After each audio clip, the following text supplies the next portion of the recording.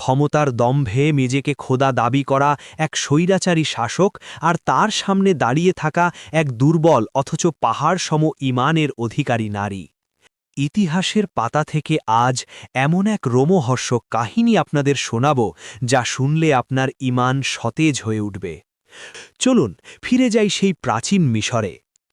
বাসর রাতে কি এমন ঘটেছিল যার কারণে বিশ্বের সবচেয়ে ক্ষমতাধর রাজা নিজের স্ত্রীর গায়ে হাত তোলার সাহসটুকুও হারিয়ে ফেলেছিল? ভোরের সূর্য তখনও পুরোপুরি ওঠেনি, কিন্তু পুরো মিশর নগরী যেন উৎসবের আমেজে মাতোয়ারা। আকাশে উড়ছে শত শত বর্ণিল নিশান, রাজপথ থেকে শুরু করে অলিগলি সবখানে ছড়িয়ে দেওয়া হয়েছে সুগন্ধি ধূপের মাতাল করা ঘ্রাণ। সাধারণ মানুষ আনন্দে আত্মহারা, কারণ আজ কোনো সাধারণ দিন নয়, আজ খোদ ক্ষমতা দাবিদার প্রবল প্রতাপশালী ফিরাউনের বিয়ের দিন। রাজকীয় ফরমান জারি করা হয়েছে, আজ রাজ্যে কোনো কাজ চলবে না, কেউ না খেয়ে থাকবে না, রাজভাণ্ডার উন্মুক্ত, রাস্তায় ছড়ানো হচ্ছে কারি কারি স্বর্ণমুদ্রা। তবে এই আনন্দ উৎসবের ঠিক বিপরীত এক চিত্র বিরাজ করছিল বনি ইসরায়েলদের বস্তিতে। সেখানে উৎসবের বদলে বিরাজ করছিল এক গুমোট শোকের ছায়া। কান্নার আওয়াজ আর দীর্ঘশ্বাস ভারী করে তুলেছিল সেখানকার বাতাস। তারা জানত তাদের সম্প্রদায়ের সবচেয়ে মূল্যবান রত্নটিকে আজ এক নিষ্ঠুর জালিমের হাতে তুলে দিতে হচ্ছে। বস্তির এক প্রান্তে মুজাহিমের ছোট্ট কুটির, বাইরে রাজকীয় প্রহরীদের কড়া পাহারা, আর ভেতরে চলছে এক তরুণীকে সাজানোর প্রস্তুতি। এই তরুণীর নাম আসিয়া। প্রাসাদ থেকে পাঠানো মহামূল্যবান রেশমি পোশাক, হীরা জহরত আর সুগন্ধি দিয়ে তাকে সাজানো হচ্ছে। দাসীরা যখন তাকে অপরূপ সাজে সজ্জিত করছিল, আসিয়া তখনও যেন এক প্রাণহীন পাথরের মূর্তি। আয়নার দিকে তাকিয়ে আছেন ঠিকই, কিন্তু দৃষ্টি তার বহু দূরে।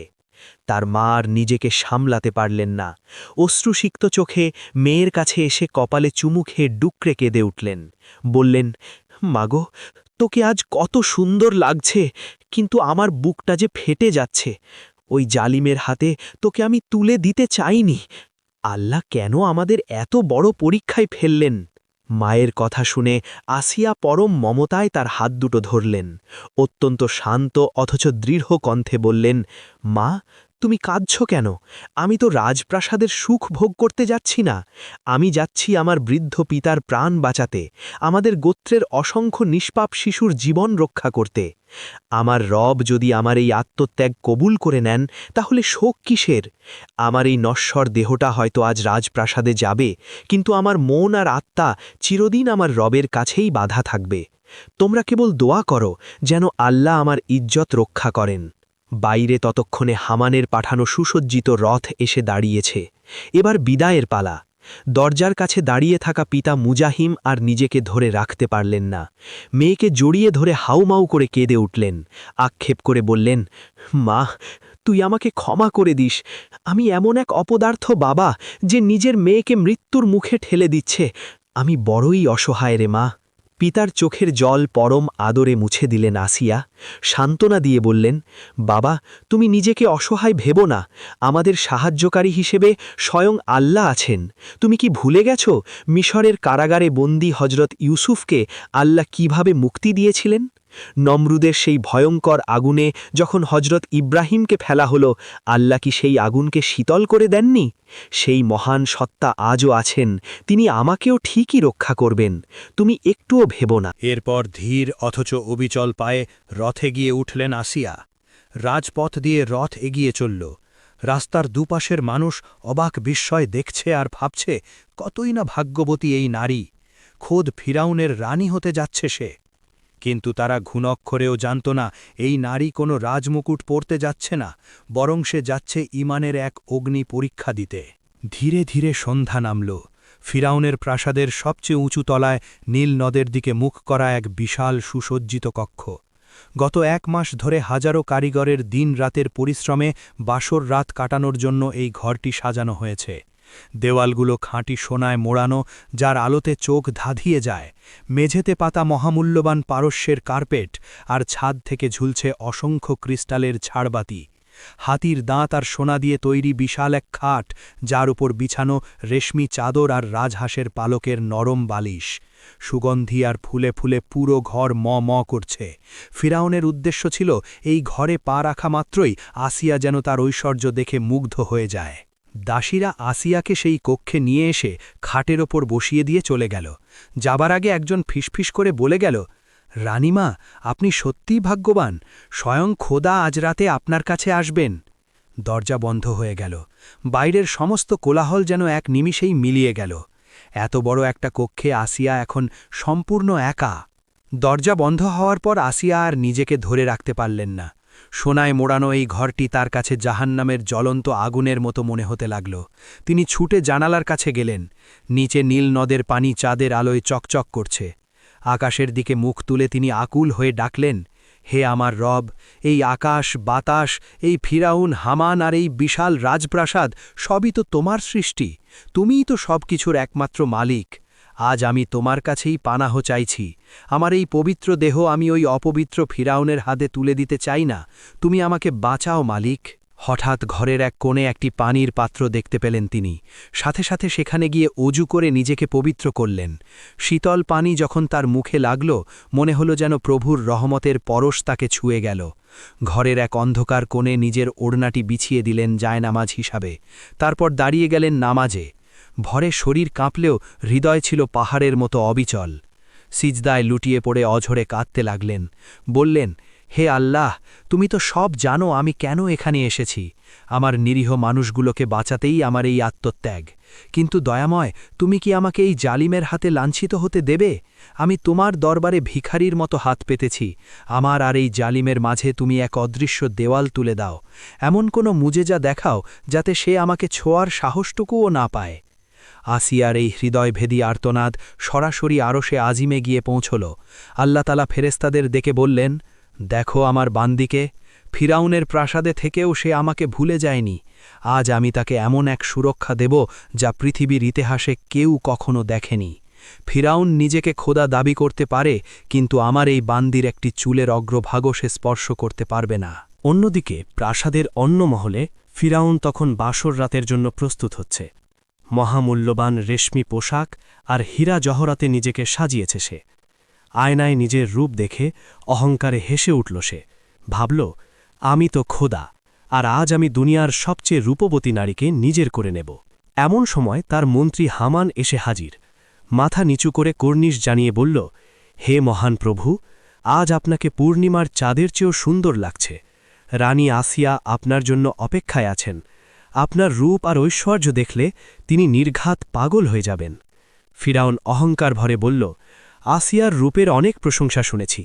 আজ আমি তাকে এমন সুখ দেব যা সে জীবনেও কল্পনা করেনি। সে তার ফেলে আসা ওই বস্তির কথা চিরতরে ভুলে যাবে। বুক ফুলিয়ে রাজকীয় কদমে বাসর ঘরের দিকে এগিয়ে চলল ফিরাউন। তার ধারণা ছিল তাকে দেখা মাত্রই আসিয়া তার পায়ের কাছে লুটিয়ে পড়বে। বিশাল দরজার সামনে আসতেই প্রহরীরা মাথা নত করে দরজা খুলে দিল। ভেতরে প্রবেশ করল ফিরাউন। সুগন্ধির মাতাল ঘ্রাণ আর হাজারো প্রদীপের আলোয় ঘরটি ঝলমল করছে। কিন্তু বিছানার দিকে তাকিয়ে ফিরাউন অবাক। খাট শূন্য। এদিক ওদিক তাকাতেই তার চোখে পড়ল ঘরের এক অন্ধকার কোণে আসিয়া বসে আছেন। পরনে লাল বেনারসি, মাথায় ঘোমটা আর দৃষ্টি মাটির দিকে। ফিরাউনের দিকে তিনি ফিরেও তাকালেন না। আসিয়ার রূপ দেখে ফিরাউন যেন থমকে গেল। মনে মনে ভাবল, হামান তো ঠিকই বলেছিল, এমন অপরূপ নারী আমি জীবনেও দেখিনি। ধীর পায়ে সে আসিয়ার দিকে এগিয়ে গেল। পায়ের আওয়াজে আসিয়ার বুক দুরুদুর করে উঠল, কিন্তু তিনি নিজের জায়গা থেকে এক চুলও নড়লেন না। মনে মনে শুধু জপতে লাগলেন, আল্লাহই আমার জন্য যথেষ্ট, আর তিনিই উত্তম অভিভাবক। একেবারে কাছে এসে দাঁড়াল ফিরাউন। অত্যন্ত মিষ্টি আর মোলায়েম সুরে ডাকল, হে আমার স্বপ্নের রানী আসিয়া, মুখটা তোলো, আমার দিকে একবার তাকাও। আসিয়া চুপ করে রইলেন। ফিরাউন আবার বলল, লজ্জা পাচ্ছ? ভয় পেও না, আমি এই পুরো মিশরের অধিপতি, স্বয়ং ফিরাউন। আজ থেকে আমিই তোমার স্বামী। এই রাজপ্রাসাদ, দাসদাসী, সোনা দানা সব আজ থেকে তোমার। শুধু একবার আমার দিকে তাকিয়ে একটু হাসো। এবার মুখ তুললেন আসিয়া। তার চোখে কোনো ভয় বা জড়তা নেই, আছে এক অদ্ভুত সাহসিকতা আর দৃঢ়তা। ফিরাউনের চোখের দিকে সরাসরি তাকিয়ে তিনি বললেন, ফিরাউন, তুমি হয়তো মিশরের রাজা, তুমি হয়তো আমাকে ধন রত্ন দিতে পারবে, কিন্তু আমার হৃদয় কিনে নেওয়ার কোনো ক্ষমতা তোমার নেই। আমি নিজের ইচ্ছায় এখানে আসিনি, আমার অসহায় বাবা আর আমার সম্প্রদায়কে রক্ষা করতেই আমাকে এখানে আসতে বাধ্য হয়েছি, কারণ তুমি কথা দিয়েছিলে তাদের কোনো ক্ষতি তুমি করবে না। ফিরাউন হো হো করে হেসে উঠল, তাচ্ছিল্যের সুরে বলল, আরে বোকা মেয়ে, ওসব কথা এখন বাদ দাও। আমি তোমাকে রানীর মর্যাদা দিয়েছি। বনি ইসরায়েলদের কোনো মেয়ে কি কখনো এই রাজপ্রাসাদে পা রাখার সুযোগ পেয়েছে? তোমার তো আমার কাছে কৃতজ্ঞ থাকা উচিত। আসিয়া গম্ভীর কণ্ঠে জবাব দিলেন, আমি শুধু তার কাছেই কৃতজ্ঞ যিনি আমাকে সৃষ্টি করেছেন, আমার সেই মহান রবের কাছে। ফিরাউনের কপালে ভাঁজ পড়ল। সে বলল, তোমার রব? আমিই তো তোমার রব। তোমার খাওয়া পড়া সব তো আমিই দিচ্ছি। আমার ছাড়া আবার কে খোদা হতে পারে? আসিয়া চরম ঘৃণায় মুখ ফিরিয়ে নিলেন, বললেন, না, তুমি কখনোই খোদা নও, তুমি স্রেফ একজন রক্তমাংসের মানুষ, আর 10 জনের মতো একদিন তোমাকেও মরতে হবে। আমার রব তো মহান আল্লাহ, যার কোনো শুরু নেই, যার কোনো শেষ বা মৃত্যু নেই। ফিরাউন ভাবল নতুন বিয়ে হয়েছে তো তাই হয়তো একটু ভয় পাচ্ছে বা উল্টাপাল্টা বকছে। এসব কথায় সে খুব একটা কান দিল না। তার মাথায় তখন কামনার ঘোর। সে বলল, ঠিক আছে ঠিক আছে, তোমার যা মন চায় বলো, কিন্তু এখন তুমি শুধুই আমার। এই বলে সে আসিয়াকে নিজের দিকে টেনে নেওয়ার জন্য হাত বাড়াল। আসিয়া বিদ্যুতের বেগে পিছিয়ে গিয়ে দেওয়ালের সাথে পিঠ ঠেকিয়ে দাঁড়ালেন। চিৎকার করে উঠলেন, খবরদার ফিরাউন, আমাকে ছোঁয়ার চেষ্টা করবে না, আমি কিছুতেই তোমার কাছে যাব না। ফিরাউন এবার কিছুটা অবাক হল। এত বড় সাহস! স্বয়ং ফিরাউনের ডাকে কেউ সাড়া দেবে না? রাগে তার চোখ মুখ লাল হয়ে গেল। সে বলল, তুমি আমার বিবাহিত স্ত্রী, তোমাকে স্পর্শ করার পুরো অধিকার আমার আছে। আমাকে বাধা দেওয়ার কোনো ক্ষমতা তোমার নেই। ক্ষিপ্ত হয়ে হিংস্র জানোয়ারের মতো সে আসিয়ার দিকে এগোতে লাগল। আসিয়া বুঝতে পারলেন এখন আর কথায় কোনো কাজ হবে না। এখন একমাত্র আল্লাহর সাহায্য ছাড়া বাঁচার আর কোনো উপায় নেই। তিনি শক্ত করে চোখ বন্ধ করে ফেললেন। অন্তর থেকে আকুল হয়ে ডাকলেন, হে আল্লাহ, তুমি কি দেখছ না এই জালিম আমার দিকে ধেয়ে আসছে? তুমি তোমার ওয়াদা পূরণ করো মাবুদ, এই মুহূর্তে আমাকে রক্ষা করো। ফিরাউন তখন আসিয়ার একদম কাছে চলে এসেছে, তার হাত আসিয়ার কাঁধের দিকে প্রসারিত। ঠিক যখন ফিরাউনের হাত আসিয়ার শরীর স্পর্শ করতে যাবে, তখনই ঘটে গেল এক অভাবনীয় মোজেজা। হঠাৎ ফিরাউনের মনে হল আসিয়ার চারপাশ ঘিরে এক অদৃশ্য আগুনের দেওয়াল তৈরি হয়েছে।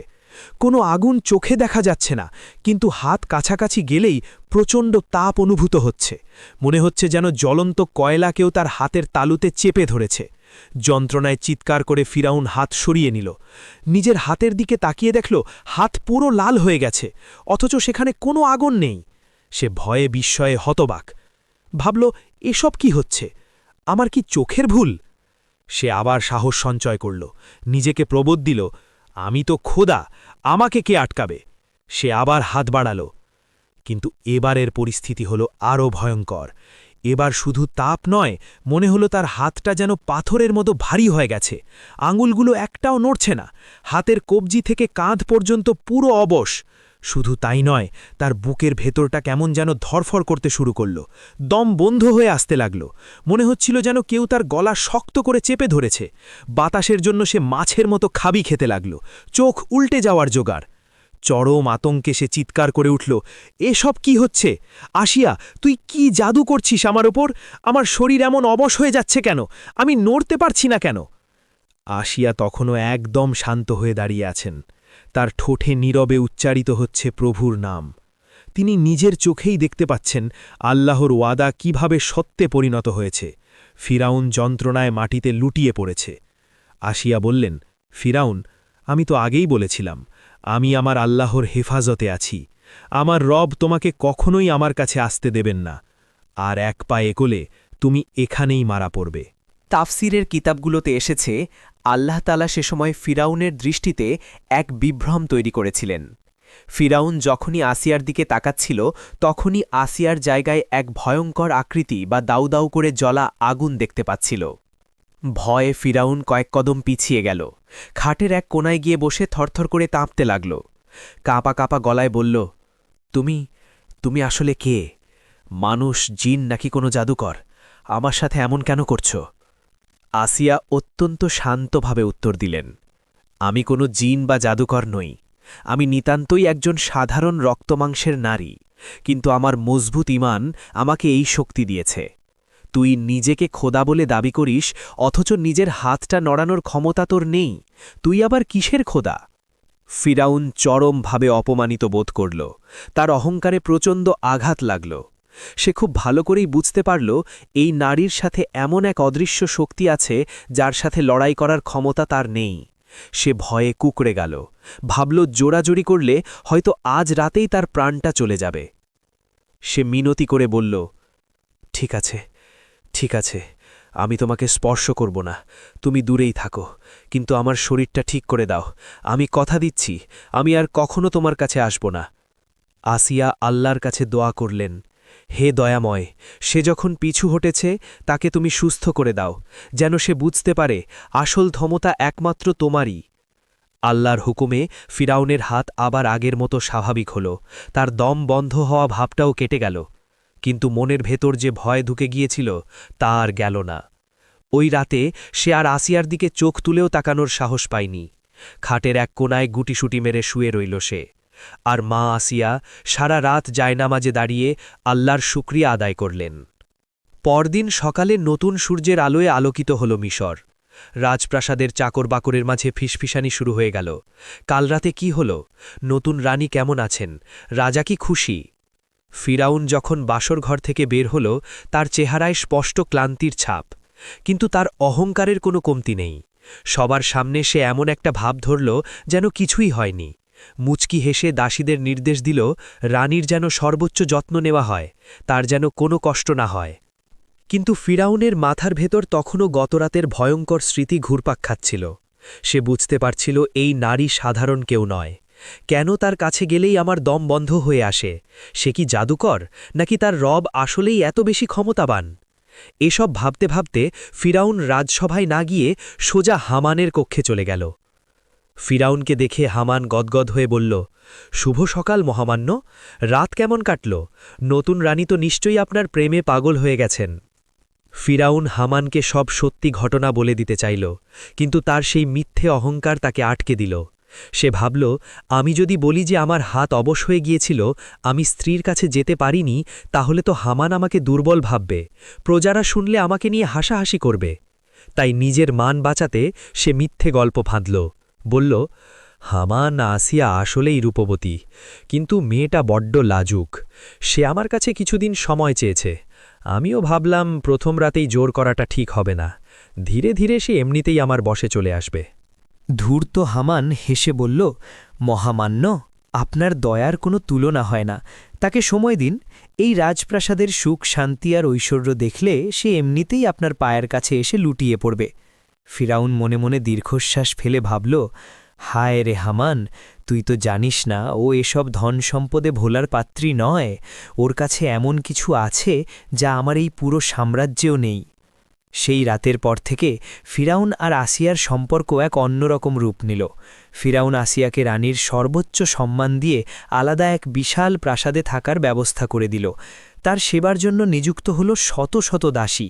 কিন্তু ফিরাউন আর কোনো দিন ভুল করেও রাতে আসিয়ার মহলে যাওয়ার সাহস পায়নি। দিনের বেলা মাঝে মাঝে দেখা করতে যেত, তবে সবসময় একটা নিরাপদ দূরত্ব বজায় রাখত। আসিয়ার চোখের দিকে তাকাতেও তার বুক কেঁপে উঠত। এদিকে রাজকীয় প্রাসাদে থেকেও আসিয়া জীবনযাপন করতেন একজন সাধারণ দরবেশের মতো। দিনের বেলা রোজা রাখতেন আর রাতের বেলা দরজা বন্ধ করে আল্লাহর ইবাদতে মশগুল থাকতেন। দাসীরা ভাবত রানীমা হয়তো ঘুমাচ্ছেন, কিন্তু তিনি সিজদায় পড়ে চোখের পানিতে জায়নামাজ ভিজিয়ে ফেলতেন। আল্লাহর কাছে ফরিয়াদ করতেন, হে আল্লাহ, তুমি আমাকে এই জালিমের হাত থেকে বাঁচিয়েছ, তোমার অশেষ শুকরিয়া। কিন্তু এই জাঁকজমকপূর্ণ প্রাসাদে আমার মন টেকে না। আমি আমার বাবার কাছে, আমার আপন মানুষদের কাছে ফিরে যেতে চাই। প্রিয় দর্শক, এতক্ষণ যে ঘটনাটি শুনলেন তা কোনো মনগড়া গল্প নয়, এটি ইতিহাসের এক অকাট্য সত্য ঘটনা। ফিরাউন নিজেকে খোদা ভাবত তার ক্ষমতার কোনো সীমা নেই, কিন্তু সে ঘুণক্ষরেও বুঝতে পারেনি স্বয়ং আল্লাহ তার নিজের ঘরেই এমন একজনকে পাঠিয়েছেন যার গায়ে একটা টোকা দেওয়ার ক্ষমতাও তার নেই। বিবি আসিয়ার এই ঘটনা আমাদের জন্য এক বিশাল শিক্ষণীয় বিষয়। প্রথম শিক্ষাটি হল তাওয়াক্কুল বা আল্লাহর ওপর পূর্ণ ভরসা। আসিয়া জানতেন না তিনি কিভাবে বাঁচবেন, কিন্তু আল্লাহর ওপর তার অগাধ বিশ্বাস ছিল। আল্লাহ তাকে এক অলৌকিক উপায়ে রক্ষা করেছিলেন। তাই আমাদের জীবনেও যত বড় বিপদই আসুক না কেন, কখনোই নিরাশ হওয়া যাবে না। ভরসা রাখতে হবে কেবল ওপরওয়ালার ওপর। দ্বিতীয় শিক্ষা হল একজন নারীর সম্মান ও সতীত্ব রক্ষা। বিবি আসিয়া নিজের জীবন বাজি রেখে প্রমাণ করেছেন, দুনিয়ার সমস্ত ধন সম্পদ বা রানীর সিংহাসনের চেয়ে আল্লাহর কাছে নিজের পবিত্রতা রক্ষা করাটা অনেক বেশি দামি। আর তৃতীয় শিক্ষা হল স্বৈরাচারী জালিমের চূড়ান্ত পরিণতি। ফিরাউনের মতো পরাক্রমশালী রাজা যে নিজেকে ঈশ্বর বলত, সে নিজের স্ত্রীর মন জয় করতে পারেনি। জোর করে ক্ষমতা দেখিয়ে হয়তো মানুষের দেহ বা সম্পত্তি দখল করা যায়, কিন্তু বিশ্বাস বা ভালোবাসা কখনোই কেনা যায় না। ফিরাউন যে বাসর রাতে না অন্য কোনো সময় তাকে স্পর্শ করতে পারেনি, এই বিষয়টি তাফসিরে কুরতুবি, তাফসিরে মাজহারি এবং ইবনে কাসিরের আল বিদায়া ওয়ান নিহায়া গ্রন্থে বিস্তারিতভাবে উল্লেখ আছে। আজকের এই ঈমানদীপ্ত কাহিনী যদি আপনার হৃদয়কে একটু হলেও ছুঁয়ে থাকে, তাহলে ভিডিওটিতে একটি লাইক দিন এবং প্রিয়জনদের সাথে শেয়ার করুন।